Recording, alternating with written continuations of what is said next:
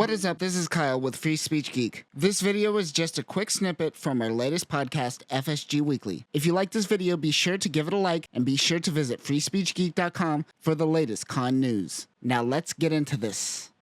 Cool. What is up, everyone? To the first, would you say this is the first? This is the first. We're going to call it real one. The first for now podcast. And I got Adam. Guys, what is up? How's it going? Oh, nothing much. I bet there's a lot going on. Yeah. I think there's something happening, in the news. I've heard about it a little bit, but yeah, there's some news stories. Yeah. Oh, did you guys hear about that? So I was actually in a Gunpla competition this weekend. I didn't know that it had made national news. So I was. Yeah, exactly. You called it. You called it. But yeah, we're trying to branch out and do more stuff about culture. That's kind of what Free Speech Geek is about the culture aspect of what people are doing. Sure, we could talk about Star Wars and Gundam all day, but we would rather see what how people are reacting, how people are responding more so than the chunk of the stuff. Not to say that we're not going to deep dive into our own nerddom while we are here, but that is kind of the crux at what we are trying to get at. Yeah, nice high level analysis. And you typically see a lot of that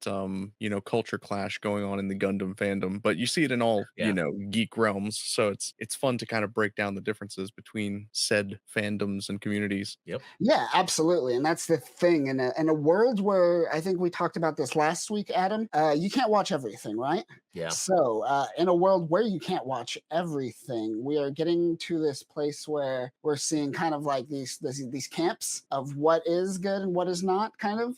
Which is interesting. Like I said, most people who buy a console will fight. They'll die for that console. When in reality, if you were richer, you would buy both of them. Let's be real. And that's kind of where people are at. And it's not money in this case. When it comes to console, you're spending with your money. Here, it's your time. You're investing your time, and you're willing to kind of dedicate your fandom to that time. So it's interesting watching that kind of divide happen. Yeah, even as I've been getting older, I've realized I really need to focus on what I want to spend my time on, what new fandoms I want to get into, what I don't need to spend as much time in. And I think it's kind of hard sometimes for people to understand that. So sometimes it's like they'll just be protective of something because they got into it already. Yeah. But I think as I've aged, I realized, do I really like this? Should I spend my time with it? You kind of trying to figure that out internally instead of looking online to see if I should. Exactly. Yeah. But it's hard because it's like, how do you process whether or not you should put the time into something unless you are getting that information from other fans? And then of course, everything you get is filtered through the lens of somebody who may have their own tastes. Yeah. So yeah, discretionary attention spans are a real thing. Yeah. But then in regards to that is in terms of fandom, that's how you want to approach it. But there's such a high potential for getting yourself in a feedback loop when you go that way. That's right. You're just in a bubble and you're kind of just insulated in your own world. And that's another danger that I see a lot. Not just with fandoms, but just everything in general these days, is that people are very insular about a particular thing because of how they approach that fandom. And because of that, they kind of project that onto other people. And an example of this would be everyone's a fan. Anyone could be a fan. The person who spends 12 hours a day outside of work is a fan, just the same as the person who casually watches Star Wars, right? But the person who casually watches Star Wars is also going to project what their ideal of fandom is. And to that person who dedicates 12 hours, that person who just casually does it comes off as a mediocre person to them. And I don't have an answer for any of this.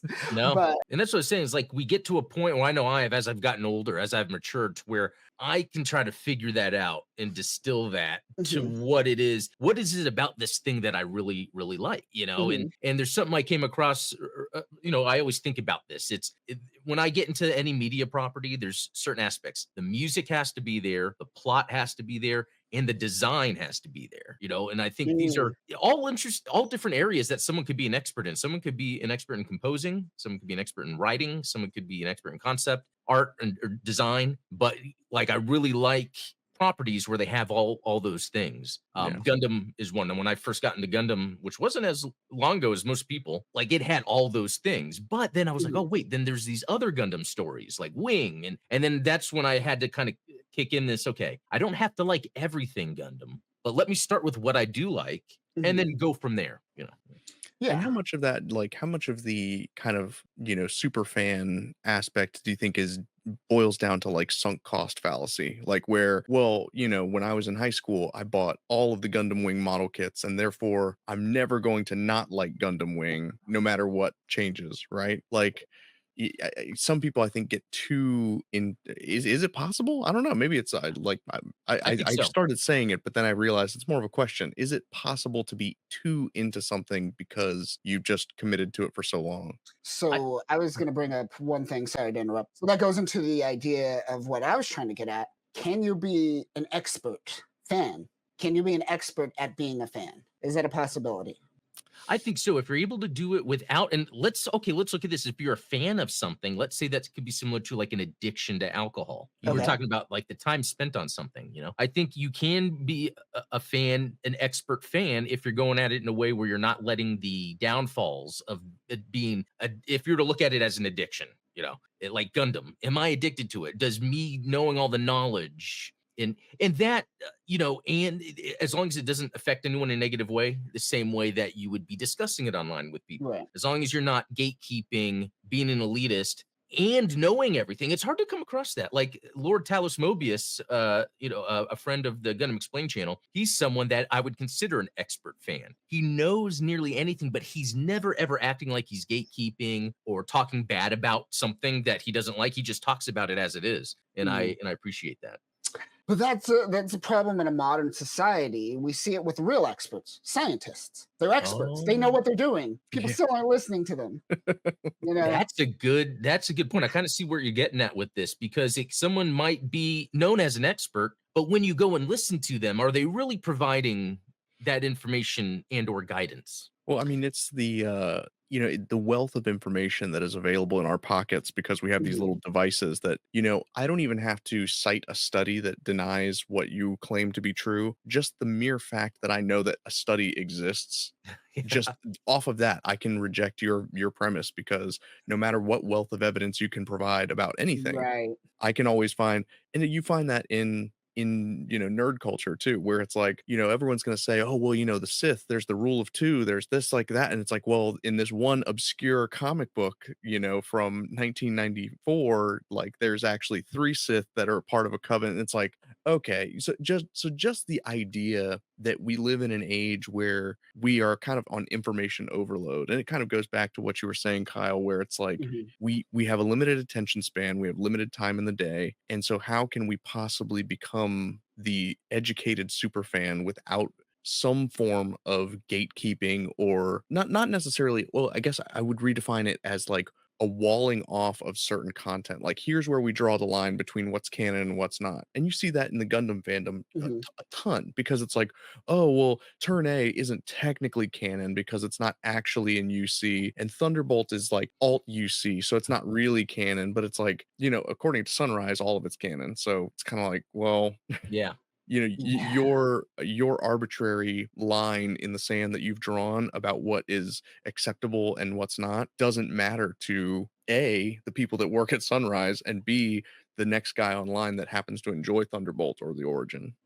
And I think this is the fundamental problem with our education system currently, is that where everyone's trying to get an education, but schools, if you look especially like the art movements of the early 20th century, they were gatekeepers. That's what the concept of school of thought is. You went to the school because this is what they believed in, and you wanted to pursue that idea of knowledge. This school thinks this way, this school thinks this way. Well, I'm going to go to this school because they're trying to pursue what I think is the right way. And that's what I think is missing in a modern kind of global internet world, is that we don't have schools of thought anymore. And that, Mm. in essence, is gatekeeping to a certain extent.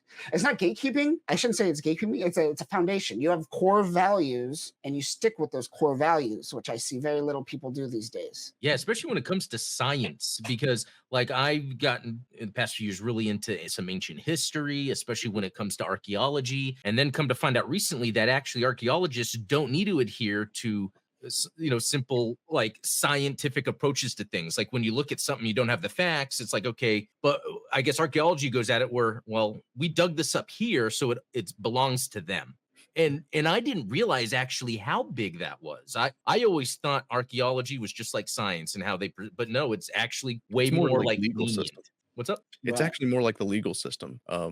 Because if you think Oh. about it in terms of like in the legal system, you can't recreate a murder, right? So like you're operating based on the evidence available to you, and you come to a reasonable deduction. In science, everything is you have to be able to reproduce it in a lab Yeah. under the same conditions as the original experiment. But with something like archaeology and even like evolutionary biology, you Yeah. can't recreate evolution in an enclosed state. So it's like we're just kind of guessing based on the fact like, okay, we have these chromosomes in common with these chimpanzees, like and I'm not saying that any of it's true or false. I'm just saying Yeah. that That's that's our that's a really method of good observing nature. Yeah, that's a good example because it's again those schools of thought where it's like, well, this camp is like for sure that evolution happened this way. This camp Right. is for sure that the Egyptians did this. So then if someone tries to do some alternate research, either they'll get shot down or they won't get the funding that this other group got because they had the same school of thought. So yeah, Well, that's and that very goes back interesting. to what you were saying, Kyle, is like people Yeah. don't necessarily live on principles anymore. They treat everything like team sports. And it's just we just want to win. Things don't exist simply because you believe in them. Thus saith the almighty creature in the sky!